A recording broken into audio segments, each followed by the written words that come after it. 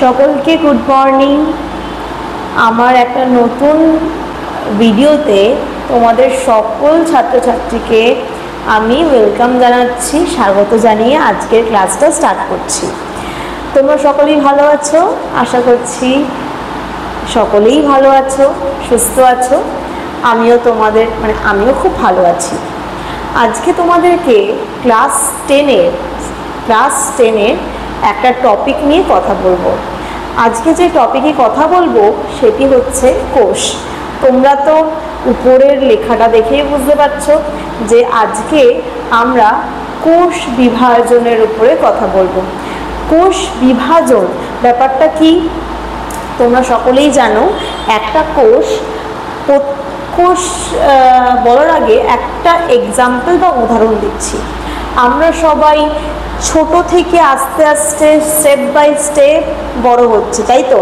প্রথমে আমরা নার্সারিতে পড়তাম, নার্সারি, কেজি 1, কেজি 2, 1, 2, 3, 4, 5, 6, 7, 8, 9 and 10 এতগুলো ক্লাস পরে আমরা কিন্তু 10-এ উঠেছি। আমরা কি কখনো নার্সারি থেকে জাম্প করে 10-এ উঠতে পারবো না।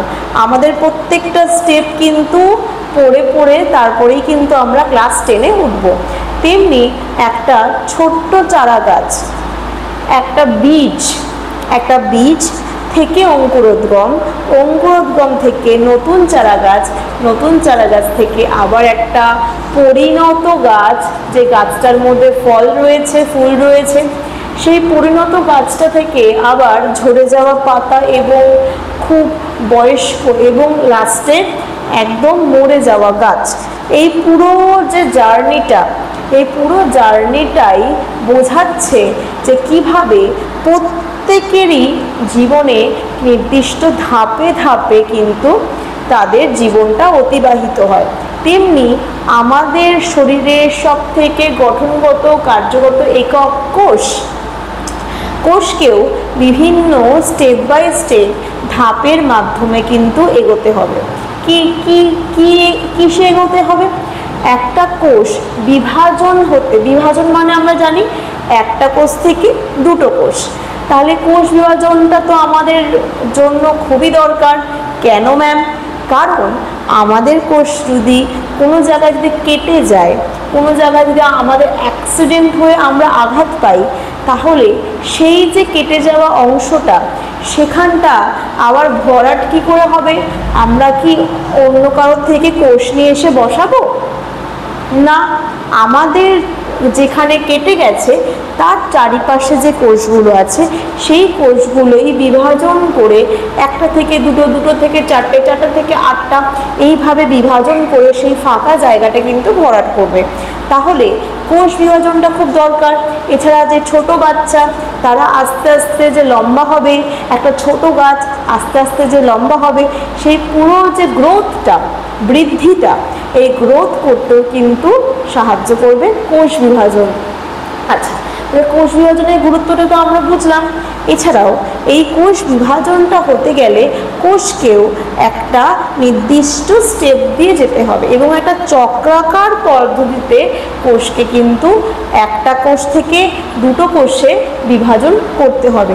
এই চক্রাকার পদ্ধতিটাকে বলছি আমরা কি? তোমরা সকলেই বুঝতে পেরেছো, কোষ চক্র। ঠিক আছে, আশা করছি তোমাদের সকলের কোষ চক্র ব্যাপারটা আজকে আমি ক্লিয়ার করতে পারবো।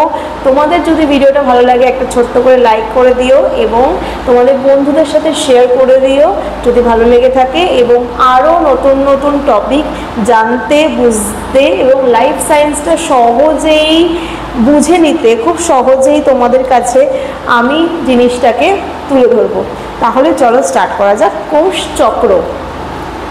কোষ চক্র জানতে গেলে কোষকে যে বললাম বিভিন্ন স্টেপ বাই স্টেপ আমাদেরকে এগোতে হবে এবং কোষকেও এগোতে হবে। এর জন্য কোষকে একটা নির্দিষ্ট স্টেপ বাই স্টেপে যেতে হয়। প্রথম স্টেপটার নাম কি? প্রথম আমরা যদি কোষ চক্রকে দেখি, ওটা দুই ভাগে ভাগ করা হয়েছে, ইন্টারফেজ আর মাইটোটিক ফেজ। কোষ চক্রের দুটো স্টেপ, দুটো ধাপ। কি বললাম? একদম ঠিক, ইন্টারফেজ আর মাইটোটিক ফেজ। ইন্টারফেজ আবার দেখো তোমরা তিনটে ভাগে ভাগ হয়েছে। আমি ইন্টারফেজ নিয়ে এগোনোর আগে আমি একটা কথা জানিয়ে রাখি, এই যে ইন্টারফেজ আর মাইটোটিক ফেজ এই দুটোর মধ্যে পার্থক্য কি? ইন্টারফেজ দশায় কোষকে আমরা দেখতে পাই না, সেটা বিভাজন হচ্ছে, একটা কোষ থেকে দুটো কোষে হচ্ছে, আমরা দেখতে পাই না, বিভাজন হচ্ছে। কিন্তু মাইটোটিক ফেজে কিন্তু কোষকে বিভাজন হতে দেখা যায়। ঠিক আছে, তাহলে আমরা ইন্টারফেজের কোষটাকে কি দেখব? বৃদ্ধি হতে, অভ্যন্তরীণ বিভিন্ন উপাদানের পরিমাণ বাড়াতে আমরা দেখব। আর উল্টো দিকে মাইটোটিক ফেজে আমরা কোষের বিভিন্নভাবে বিভাজন করার বিভিন্ন স্টেপ আমরা দেখব। তাহলে আজকে প্রথমে আসি G1 ফেজ। দেখো তোমরা, ইন্টারফেজ দশাকে 3 ভাগে ভাগ করা হয়েছে, গ্যাপ 1, এস ফেজ আর গ্যাপ 2 ফেজ। ঠিক আছে, আমরা যদি সেটাকে কোষ চক্রের মধ্যে সেটাকে রাখি, তাহলে প্রথমে হচ্ছে G1 আসে, তারপরে হচ্ছে এস ফেজ আছে, তারপরে আসে হচ্ছে G2 ফেজ। তাহলে G1 ফেজে কি কি হয়? G1 হচ্ছে গ্যাপ 1 ফেজ, এটা মেনলি অনেকটা বড়, তোমরা দেখতেই পাচ্ছ অনেকটা সময় সেল এই ফেজটার মধ্যে থাকে। এই সময় কোষের মধ্যে কি কি হয়? কোষের মধ্যে আরএনএ তৈরি হয়। আরএনএ মানে কি? 3 রকম আরএনএ আমরা পড়েছি ক্লাস 9-এ। আমি আরেকবার জিনিসটাকে তোমাদের সামনে বুঝিয়ে দিচ্ছি। আরএনএ 3 রকমের হয়, এমআরএনএ, টিআরএনএ আর আরএনএ। এই 3 রকম আরএনএকে কিন্তু তৈরি করা হয় বেশি করে। কেন?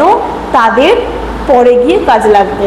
যেরকম আমরা কোনো জায়গায় ঘুরতে গেলে সবসময় একটা 10 দিনের জন্য যাই বা 5 দিনের জন্য যাই, একটা লাগেজ তৈরি করি, লাগেজের মধ্যে যা যা 5 দিনে লাগে সবটা ভরি, সব এসেনশিয়াল জিনিসপত্রগুলো কালেক্ট করে একটা জায়গাতে নিয়ে আসি। সেরকমই কোষকেও নিজের মধ্যে অনেক উপাদান বাড়িয়ে ফেলতে হবে। কেন? কারণ সে বিভাজনে যাচ্ছে, একটা বড় কাজে যাচ্ছে, এর জন্য কোষকে কিন্তু অনেক উপাদান একসাথে তৈরি করে রাখতে হবে, আগে থেকে প্রিপারেশন নিতে হবে। তো সেই কাজটাই ওরা G1 ফেজে করে। G1 ফেজে ওরা কিন্তু প্রচুর পরিমাণে আরএনএ তৈরি করে, এছাড়াও কোষীয় অঙ্গাণু তৈরি করছে। কি কি কোষীয় অঙ্গাণু? মাইটোকন্ড্রিয়া আর রাইবোজোম। মাইটোকন্ড্রিয়া আর রাইবোজোম কোষীয় অঙ্গাণু তোমরা ক্লাস 9-এ পড়েছো যে কোষীয় অঙ্গাণুগুলোর কাজ, সেখানে আমরা মাইটোকন্ড্রিয়া পড়েছিলাম। মাইটোকন্ড্রিয়াকে কি বলা হয়? একদম ঠিক, কোষের পাওয়ার হাউস, শক্তিঘর। তার মানে কাজ করতে গেলে তো প্রচুর শক্তি দরকার কোষের। একটা কোষ এত বড় কাজে যাচ্ছে, তার তো শক্তি সঞ্চয় করতে হবে, সেই শক্তিটা তাকে কে দিচ্ছে? মাইটোকন্ড্রিয়া। তাই মাইটোকন্ড্রিয়ার সংখ্যাটাও প্রচুর পরিমাণে বাড়িয়ে নিচ্ছে। এছাড়াও কে রয়েছে? রাইবোজোম। রাইবোজোমের সংখ্যাও বাড়িয়ে নিচ্ছে। রাইবোজোমকে আমরা কি বলেছিলাম? রাইবোজোম হচ্ছে প্রোটিন ফ্যাক্টরি, প্রোটিন তৈরি করতে পারে প্রচুর পরিমাণে। প্রোটিন তৈরি করা মানেই প্রোটিন তৈরি করবে কি পরবর্তীকালে? এনজাইম, উৎসেচক। এই উৎসেচকগুলো আবার সাহায্য করবে পরে গিয়ে। তাই রাইবোজোম ও মাইটোকন্ড্রিয়া প্রচুর পরিমাণে তৈরি করে কোথায়? G1 দশাতে। তাহলে G1 দশায় আমাদের কোষগুলো এই জিনিসগুলো তৈরি করে নেয়। এরপর G1 থেকে চলে আসে কোষ এস দশায়। G1 থেকে কোষ চলে আসে এস দশায়। এই এস দশাকে বলা হয় সিনথেসিস ফেজ, মানে সংশ্লেষ দশা। আচ্ছা ম্যাম, সংশ্লেষ দশা কেন বলে? সংশ্লেষ মানে কি? সংশ্লেষ মানে হচ্ছে উৎপন্ন হওয়া, তৈরি হওয়া। কি তৈরি হয়? এখানে শুধুমাত্র ডিএনএ তৈরি হয়। এটা মনে থাকবে সকলের। শুধুমাত্র কি তৈরি হয়? ডিএনএ তৈরি হয়। কোন ফেজ? এস ফেজে। তাহলে এস ফেজে গিয়ে ডিএনএ তৈরি হয়। ডিএনএ অলরেডি আমার কাছে 1 কপি ছিল, সেই 1 কপি থেকে আমি 2 কপি তৈরি করব, মানে জেরক্স মেশিন। জেরক্স কি করে? অরিজিনাল নিয়ে ডুপ্লিকেট বার করে দেয়, আরও অনেক অনেক কপিজ। সেরকমই রেপ্লিকেশন মানে হচ্ছে আমাদের ডিএনএটাকে কপি করবে, কপি করে ও কিন্তু ডিএনএর সংখ্যা বাড়িয়ে দেবে। তাহলে তোমরা সকলে বুঝতে পেরে গেছো এস ফেজের কাজ কি, এস ফেজের ভূমিকা কি। আচ্ছা, তোমাদেরকে এই প্রশ্নটা খুব দিয়ে দেয়, খুব একটা ইম্পর্টেন্ট প্রশ্ন, কমন প্রশ্ন বলা যায়, যে আমাদের কোষচক্রের কোন দশায় ডিএনএ রেপ্লিকেশন বা ডিএনএ সংখ্যা বৃদ্ধি পায়? তখন তোমরা কি বলবে? এস ফেজে। ঠিক আছে, আচ্ছা নেক্সট আমরা চলে আসি G2 ফেজ। G2 ফেজ হচ্ছে ইন্টারফেজের শেষ দশা, যে দশাতে কি কি তৈরি হচ্ছে? Protein, সিডিকে protein. আচ্ছা, তোমরা সিডিকে প্রোটিন নাম শুনেছো? শোনোনি। সিডিকে প্রোটিন কি করে? সিডিকে প্রোটিন এই যে ক্রোমাটিন ফাইবারস, ক্রোমাটিন তন্তুগুলোকে কয়েলিং করে ক্রোমোজোম তৈরি করতে সাহায্য করে। ক্রোমোজোম তৈরি করতে গেলে, কয়েলিং হতে গেলে একটা প্রোটিন লাগে, এই প্রোটিনটার নাম হচ্ছে হিস্টোন প্রোটিন। মনে থাকবে, হিস্টোন প্রোটিন। হিস্টোন প্রোটিন যেরকম আমরা দেখো একটা সুতোর রিল দেখেছি, সুতোর রিলের মধ্যে সুতোটা কি সুন্দর পেঁচিয়ে থাকে। তোমরা তো সকলে লাটাই দেখেছো, যেটা দিয়ে ঘুড়ি ওড়ায়। তো লাটাইয়ের উপরে যেরকম ভাবে সুতোটা পেঁচানো থাকে, সেই রকমই একটা প্রোটিন দরকার, যার উপরে ডিএনএ গুলো পেঁচিয়ে থাকবে। একটা তো বেস দরকার, এমনি এমনি তো সুতোটা পেঁচাতে পারবে না, তার উপরে একটা তো বেস দরকার। সেই বেসটা হচ্ছে এখানে হিস্টোন প্রোটিন। হিস্টোন প্রোটিনের উপরই ক্রোমোজোমের যে ক্রোমাটিন ফাইবারগুলো, সেগুলো আস্তে আস্তে কুণ্ডলী আকার তৈরি করতে কোন প্রোটিন সাহায্য করছে?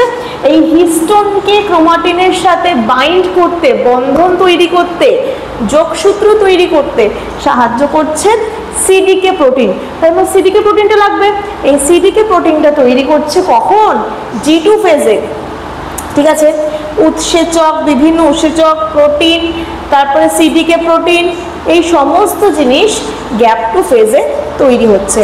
তাহলে আমরা ইন্টারফেজের 3টে ফেজ G1, S, G2 বুঝতে পারলাম। এইবার ম্যাম, যদি কোনো কোষ যদি একটু গড়বড় হয়ে যায়, তখন তারা G1 থেকে এসে যখন আসছে, তোমরা মনে করো G1 থেকে যখন এসে আসছে, তখন যদি কোষের মধ্যে কোনো গন্ডগোল হয়, তাহলে কিন্তু তাকে এস ফেজে ঢুকতে দেওয়া হয় না। কে আটকে দেয়? কিছু চেক পয়েন্টস মানে কি? G1 থেকে এসে যাওয়ার আগেই কিছু চেক পয়েন্ট বসে থাকে। তোমরা সকলেই এবছর, পরের বছর মাধ্যমিক দেবে, বা তোমরা সকলে এখন ক্লাস 10-এর ছাত্রছাত্রী, তাই তোমরা কদিন পরই মাধ্যমিক দেবে। মাধ্যমিকে আমাদের যখন আমরা কোনো স্কুলে, অন্য স্কুলে পরীক্ষা দিতে যাই, তখন আমাদের চেকিং হয়, অ্যাডমিট কার্ড চেকিং হয়, রেজিস্ট্রেশন চেকিং হয়, হ্যাঁ, ফুল বডি চেকিং হয়। কেন? কারণ তুমি সেই পরীক্ষার্থী কিনা সেটা তোমাকে যাচাই করা হয়। সেরকমই একটা কোর্সের মধ্যে ঠিকঠাক সব কিছু তৈরি হয়েছে কিনা সেটা জানার জন্য একটা চেক পয়েন্ট থাকে। তাহলে ও যদি ঠিকঠাক তৈরি হয়ে থাকে, তাহলেই তাকে পরের স্টেপে যেতে দেবে। যেরকম আমরা প্রত্যেকটা ক্লাসে রেজাল্ট বেরোয়, তাই না? আমাদের প্রত্যেকটা ক্লাসে পরীক্ষা নেওয়া হয় কেন? যাতে আমরা সেই ক্লাসটা ঠিক করে পড়েছি কিনা সেটা দেখার জন্য। যদি ক্লাসের রেজাল্ট খুব খারাপ হয়, তাহলে কি নেক্সট ক্লাসে ঢুকতে দেয়? নেক্সট ক্লাসে উঠতে দেয় না, আটকে দেয়। তখন বলা হয় তুমি আরেকবার সেই ক্লাসেই পড়ো, তাই তো? তো এইটাই হচ্ছে চেক পয়েন্টের কাজ। তাহলে ম্যাম, যদি চেক পয়েন্টে আটকে যায় কোনো সেল, তাহলে সে কোথায় যাবে? তাহলে সে G0 ফেজে যাবে। G0 ফেজ কি? G0 ফেজ মানে হচ্ছে এমন একটা ফেজ যেখানে সে নিজেকে তৈরি করবে। মানে যেরকম কোনো বাচ্চা যদি কোনো ভুল কাজ করে ফেলে, ধরো চুরি করেছে বা কিছু, তখন তাদেরকে সংশোধনাগারে পাঠিয়ে দেওয়া হয়। সেখানে তাদেরকে ভালো ভালো টিচাররা অনেকভাবে পড়ায়, বোঝায়, তাকে খারাপ রাস্তা থেকে ভালো রাস্তায় নিয়ে আসে। সেরকমই G0 ফেজটাও সেরকম কোষকে খারাপ থেকে ভালো জায়গায় নিয়ে আসবে। যতদিন না সে ভালো হচ্ছে, ততদিন সে কিন্তু এই সেল সাইকেল কোষচক্রের মধ্যে এন্টার হতে পারবে না। আচ্ছা, তোমরা কি বলতে পারবে G0 স্টেজে থাকে আমাদের শরীরে কিছু এমন কোষের নাম? বলো, একদম মনে করো। একদমই ঠিক, রোহিত রক্তকণিকা। আর আমাদের নার্ভ কোষ আর লোহিত রক্তকণিকার কিন্তু G0 স্টেটে থাকে। এর মানে কি? এর মানে ওরা কখনোই কোষ বিভাজন করতে অক্ষম, পারে না। তাহলে আশা করছি ইন্টারফেসটা পুরোটা তোমাদের ক্লিয়ার হয়েছে, আর কখনোই ভুলবে না, কি তাই তো? ভুলবে না তো? তাহলে ইন্টারফেজের পর আমরা চলে আসবো এরপর মাইটোটিক ফেজ, যেখানে আমরা পুরোপুরি প্রসেসটা দেখবো যে কিভাবে একটা কোষ থেকে ভেঙে দুটো কোষ তৈরি হচ্ছে।